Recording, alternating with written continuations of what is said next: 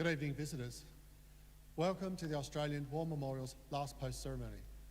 My name is Craig Burrell, and joining us today from the Australian Army is Warrant Officer Class 1, Joanne Davey. We welcome the veterans who have served, those that are still serving, and the families that support them.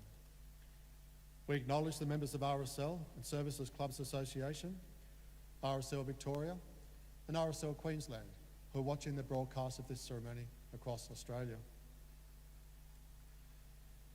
During this evening's ceremony, wreaths will be laid at the base of the pool of reflection by visitors to the memorial.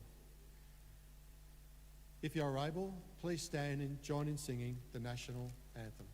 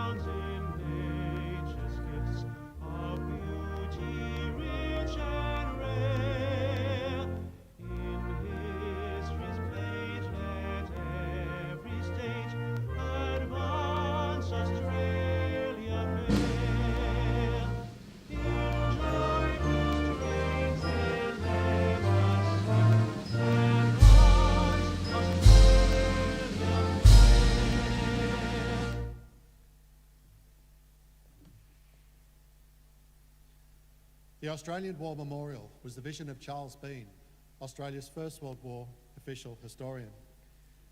Bean landed with the Australian troops on Gallipoli and stayed with them at the front through to the end of the war.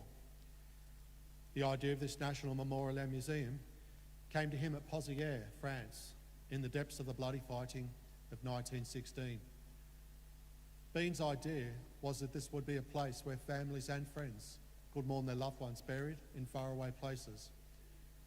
It would also be a place that could help all Australians understand what these men and women had endured and what they had done for us.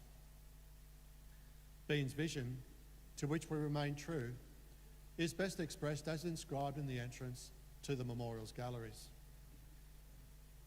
Here is their spirit in the heart of the land they loved, and here we guard the record which they themselves made.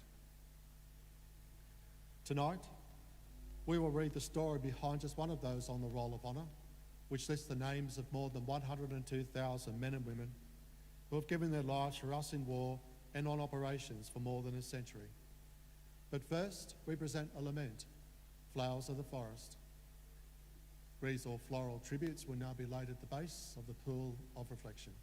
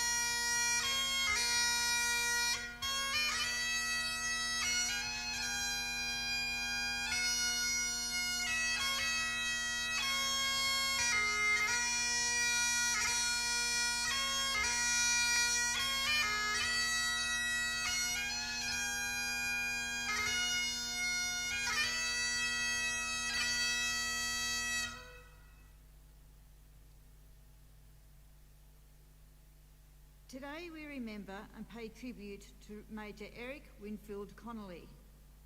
Eric Connelly was born on the 18th of September 1888 to Jefferson and Frances Connelly of Bendigo, Victoria. His father was a prominent lawyer in Bendigo who was the city's first locally born mayor and its youngest. Eric was the youngest of 3 children with an older brother and sister. His father died unexpectedly in 1892 when Eric was 4 years old.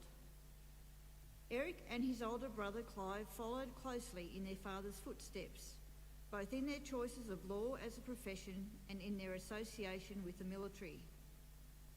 Eric was educated at Carleton College in Melbourne, and on the outbreak of war in 1914 was practising as a barrister at Selborne Chambers in Melbourne. Eric was keenly interested in public and political matters and was one of the active members of the Speakers Association attached to the Liberal Party in Melbourne. He was instrumental in instituting the Young Liberals League in Bendigo. Eric and his brother Clive enlisted in the Australian Imperial Force shortly after the outbreak of war in 1914.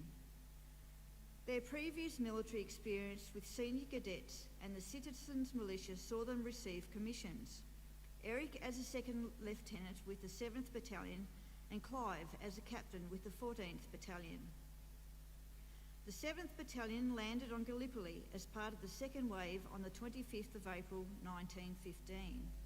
At some point during the day, 2nd Lieutenant Connelly was struck in the elbow with a bullet.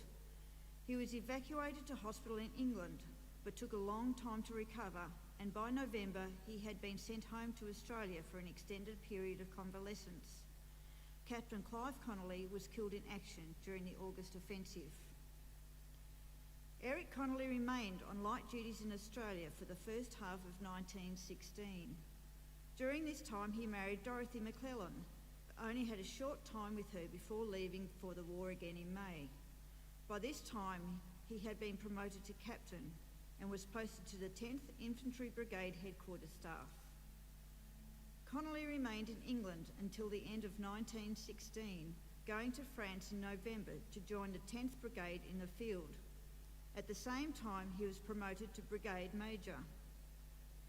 He was an able and courageous staff officer. At Messines in June 1917, he was gassed and rendered unconscious for 8 hours. When he woke up, instead of seeking aid, he went forward to battalion headquarters and organised them into a further attack before returning through the most intense shell fire in a state of complete exhaustion. For his conspicuous ability in staff work and untiring energy and skill under tiring circumstances, he was awarded the Distinguished Service Order. Not long after, he was mentioned in dispatches for distinguished and gallant services and devotion to duty in the field that year. In February 1918, Major Connelly was transferred to the staff of the 3rd Australian Division. Not long after this, a decision was made for his wife Dorothy to join him in Europe.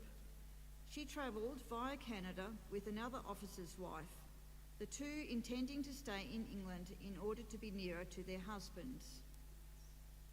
At 4:30 on the morning of the 8th of September 1918, while Major Connelly was asleep in a tent a few metres from the 3rd Division headquarters near Péron, a German aircraft dropped a bomb nearby. Connelly was struck by shell fragments in the right thigh and left knee. He was quickly taken to a casualty clearing station at Proar, where an operation was performed to amputate his leg. Although he recovered well from the operation, gas gangrene set in almost at once, and he died of wounds at around 7 p.m. on the 9th of September 1918. Dorothy Connelly arrived in Vancouver on her way to England a few days later. Major Eric Connelly was buried in Heath Cemetery in Harbonniere, where he lies today under the inscription, "To conquer is to live." He was 29 years old. His name is listed on the Roll of Honour on my right, among almost 62,000 Australians who died while serving in the First World War. His photograph is displayed today beside the pool of reflection. This is but one of the many stories of service and sacrifice told here at the Australian War Memorial. We now remember Major Eric Winfield Connelly, who gave his life for us, for our freedoms, and in the hope of a better world.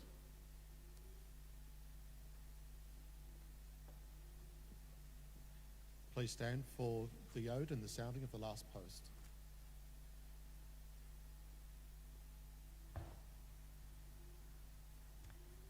They shall grow not old as we that are left grow old.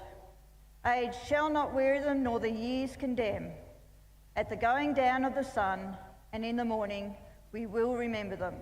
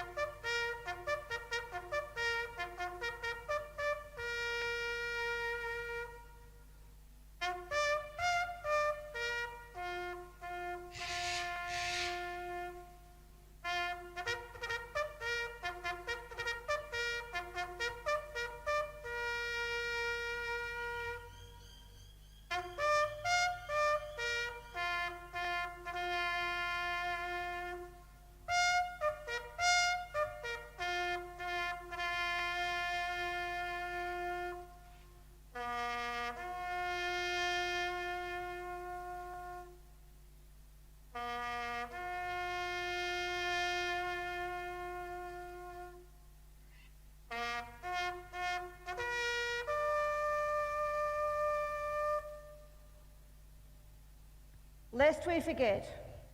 Lest we forget.